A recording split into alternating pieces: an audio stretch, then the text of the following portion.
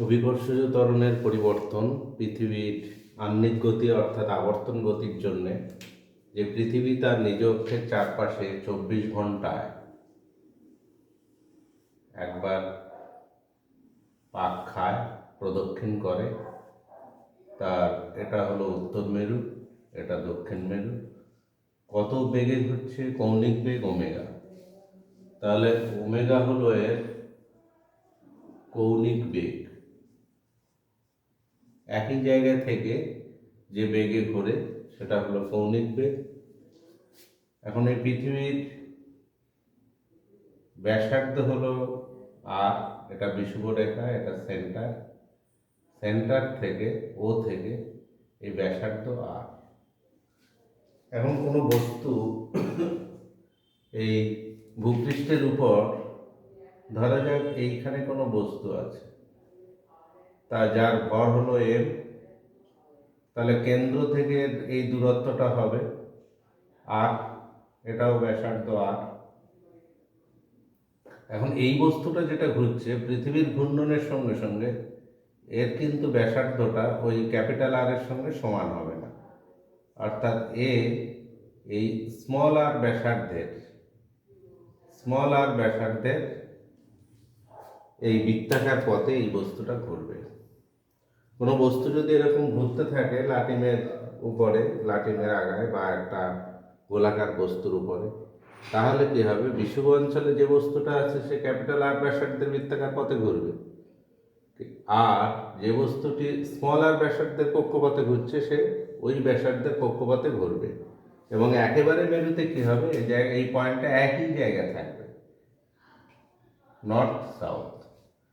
তাহলে আস্তে আস্তে যত উপরের দিকে যাব অক্ষাংশ, তত কি হবে? ব্যাসার্ধ ক্রমশ হ্রাস পাবে, কিন্তু কৌণিক বেগটা একই থাকবে। পৃথিবীর উপরকার সমস্ত বস্তুর কৌণিক বেগ কিন্তু একই, ঘূর্ণন বেগটা একই হবে। তো এখন এমভরের বস্তুটি ভূপৃষ্ঠের এইখানে আছে। এটা কত অক্ষাংশে আছে? অক্ষাংশ যদি পরিমাপ করি, ধরা যাক এটা ফাই অক্ষাংশ বা থিটা অক্ষাংশে আছে। এটা অক্ষাংশটা থিটা কোণ করে আছে। তাহলে থিটা অক্ষাংশে এটা যদি এ বিন্দুতে এম ভরের বস্তু থাকে, তাহলে এই ব্যাসার্ধ বরাবর বহির্মুখী একটা বল অনুভব করবে, এম ওমেগা স্কোয়ার আর। এটাকে আমরা বহির্মুখী বল বলি বা অপকেন্দ্র বল। এই অপকেন্দ্র বলটা কাজ করবে কোনো বস্তুকে ঘোরালে কি হয়? তার বাইরের দিকে একটা বল কাজ করে। একটা জল ভর্তি বালতিকে যদি এই উপুড় করে এরকমভাবে ঘোরানো হয়, এটা বালতি, এইখানে দড়ি দিয়ে যদি এটাকে ঘোরানো হয়, এখানে জল আছে, দেখা যাবে যে জলটা পড়ছে না, কিছুটা জল আছে।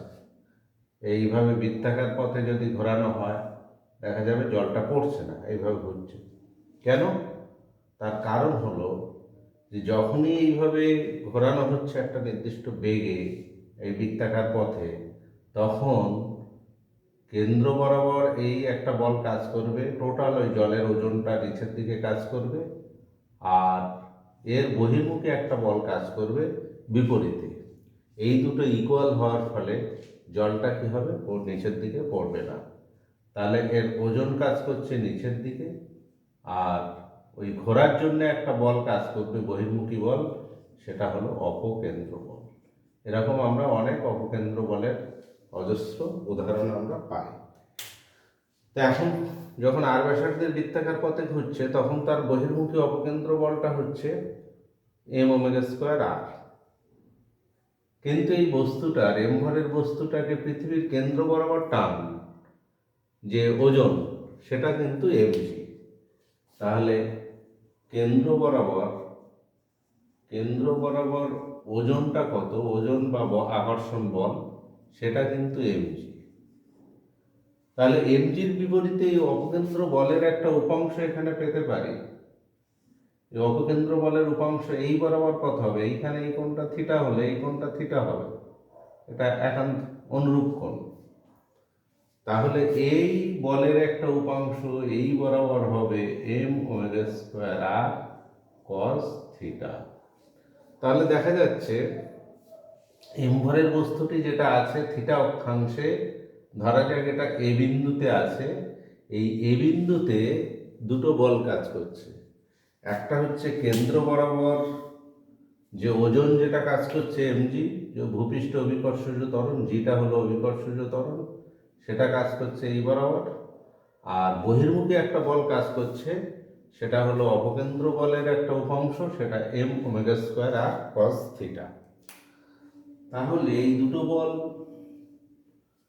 তার লব্ধি বলটা কত কাজ করবে? কেন্দ্র বরাবর লব্ধি বল সেটা হবে, সুতরাং এখানে লব্ধি বল, বস্তুটা তো ওদিকে বেরিয়ে যাচ্ছে না সিটকে, তাহলে নিশ্চয়ই এই বস্তুটাকে কেন্দ্র বরাবর বলটা ধরে আছে, কিন্তু শুধু এই বলটি কেন্দ্র বরাবর এমজি মানটা কাজ করছে না, আর এই মানটা, এটা কি হচ্ছে, লব্ধি বল যখন হিসাব হচ্ছে তখন ওই বলটা খানিকটা কমিয়ে দিচ্ছে, ওজনটাকে কমিয়ে দিচ্ছে।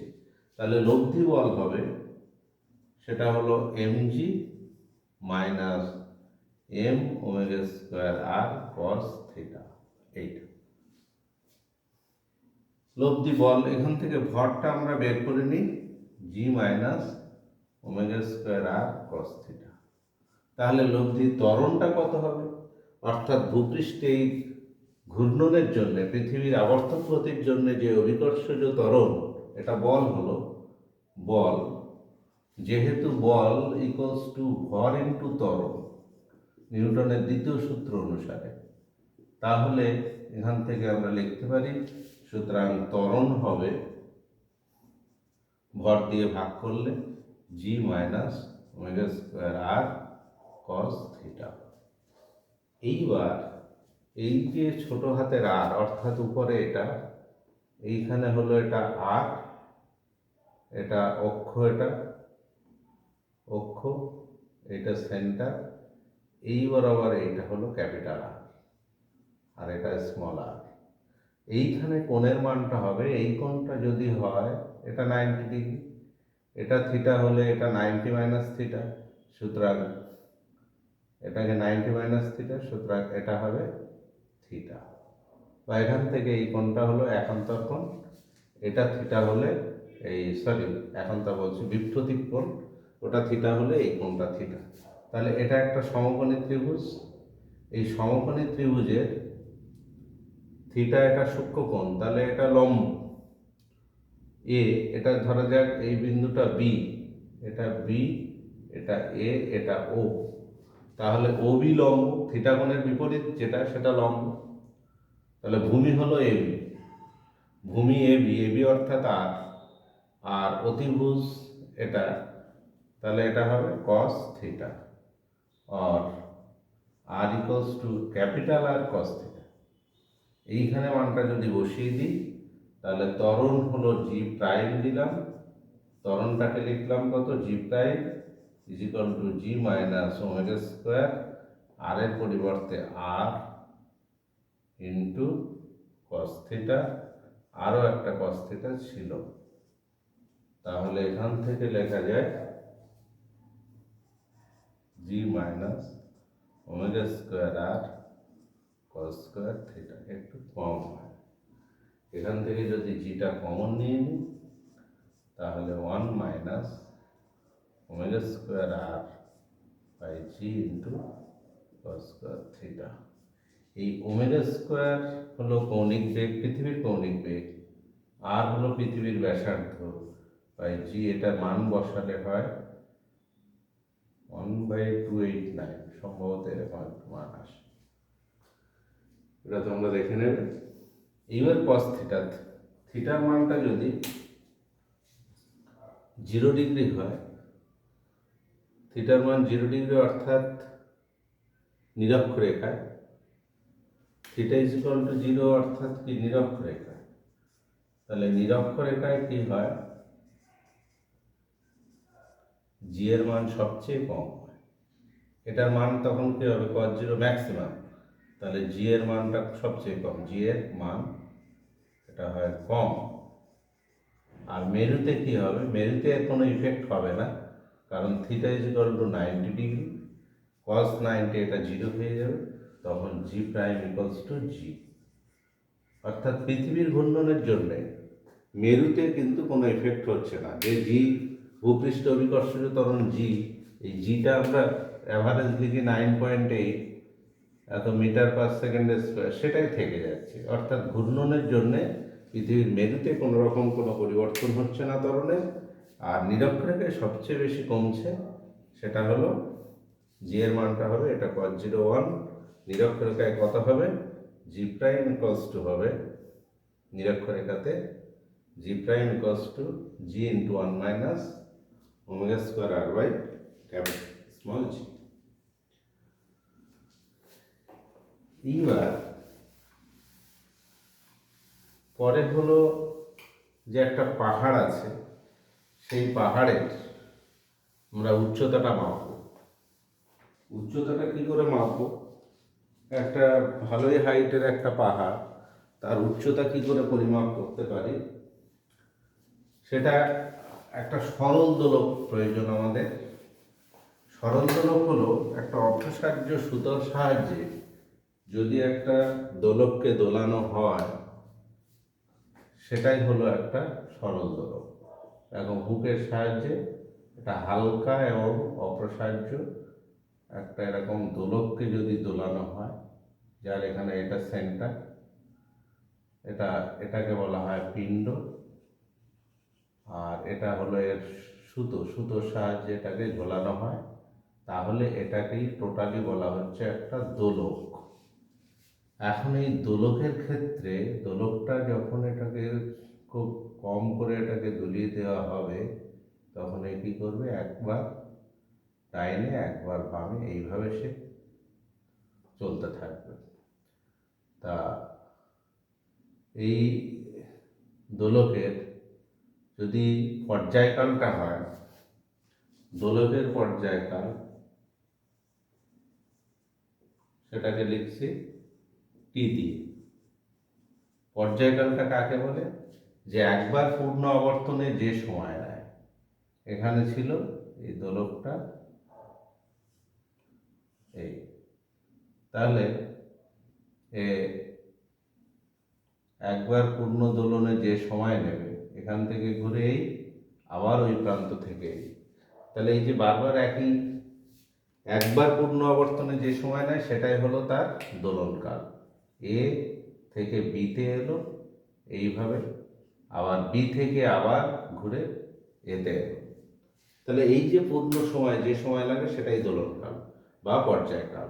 এই পর্যায়কালটা দেখা যায় এই সুতোর দৈর্ঘ্য, সুতোর কার্যকর দৈর্ঘ্য, সুতোর দৈর্ঘ্য যদি স্মল এল হয় আর পিণ্ডের ব্যাসার্ধ যদি এল আর হয়, তাহলে এল ইকুয়ালস টু আমরা লিখতে পারি এল প্লাস আর।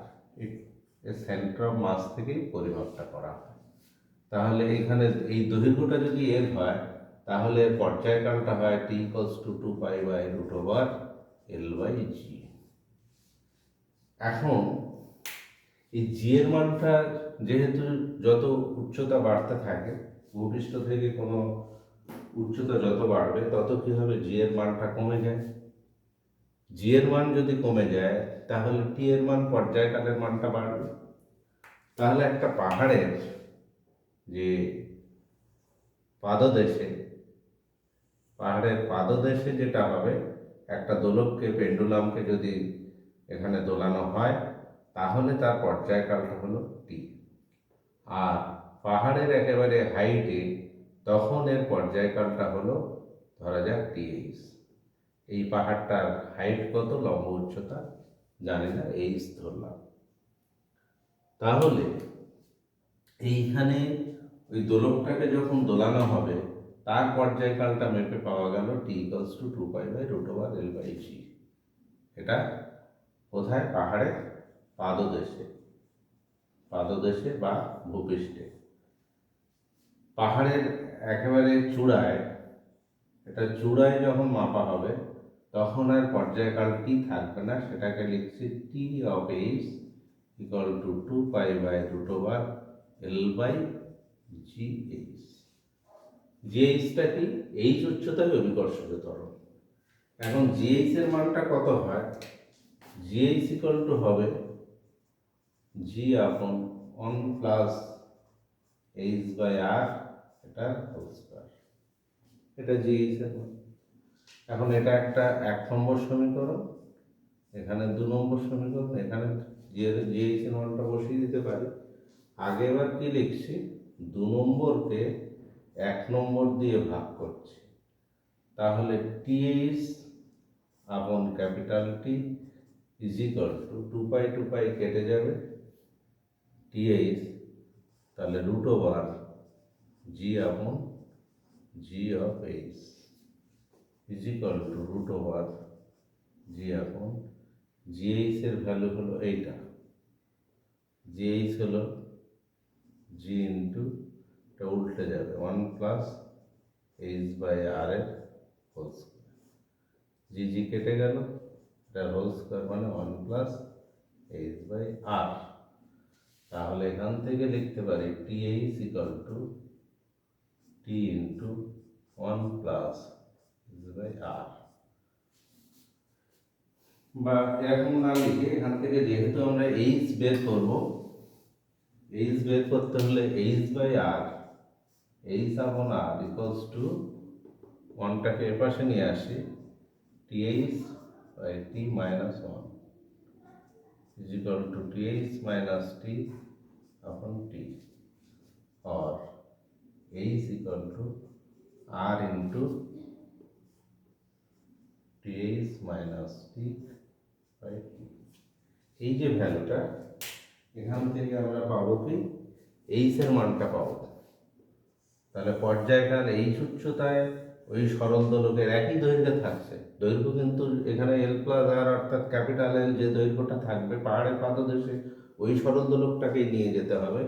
তাহলে তখন তার পর্যায়কালটা চেঞ্জ হয়ে যাবে, এটা টিএইচ, টিএইচটা আমরা পরিমাপ করে নিতে পারবো একটা স্টপ ওয়াচের সাহায্যে।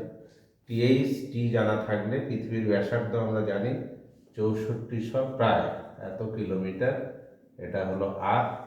আর টি জানা থাকবে, টিএইচ জানা থাকবে, এই দুটো জিনিস আমরা সরল দোলকের সাহায্যে মেপে নিতে পারবো, তাহলে ওখান থেকে পাহাড়ের উচ্চতাটা পেয়ে যাবো।